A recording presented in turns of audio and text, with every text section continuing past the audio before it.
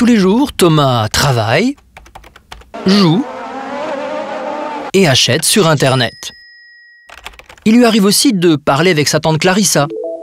Aujourd'hui, Internet fait partie intégrante de la vie de Thomas. Internet constitue un monde de possibilités pratiquement illimité pour chacun d'entre nous, mais malheureusement aussi pour les criminels.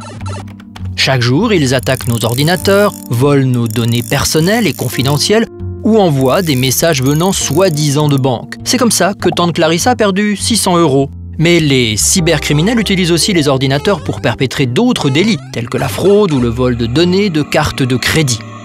Pour organiser et perpétrer des attaques à grande échelle, les cybercriminels utilisent souvent des botnets, des réseaux d'ordinateurs piratés qui ont été contaminés par des virus informatiques. La cybercriminalité peut toucher les gouvernements, les entreprises et même l'ordinateur de Thomas. Sans même le savoir, il est possible que Thomas ait déjà contribué aux milliards d'euros générés annuellement par la cybercriminalité.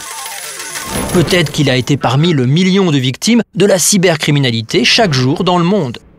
Ou que son ordinateur a été contaminé par l'un des 500 000 virus qui circulent quotidiennement. Afin d'éviter que Thomas et sa tante Clarissa soient exposés à ces dangers, l'Union développe une politique commune de lutte contre la cybercriminalité transfrontalière. Elle comprend une étroite collaboration internationale et une législation plus stricte, la suppression des sites et réseaux pédopornographiques, la protection des victimes et la poursuite des responsables, des partenariats entre les gouvernements et autres organismes publics et les entreprises privées, la pénalisation de la création, l'utilisation et de la mise à disposition des botnets. Mais les politiques seules ne suffisent pas. Thomas sait qu'il doit être plus prudent. Il n'envoie jamais ses données bancaires par email, ne rend accessible aucune information personnelle. Et il n'oublie jamais de mettre à jour son logiciel antivirus.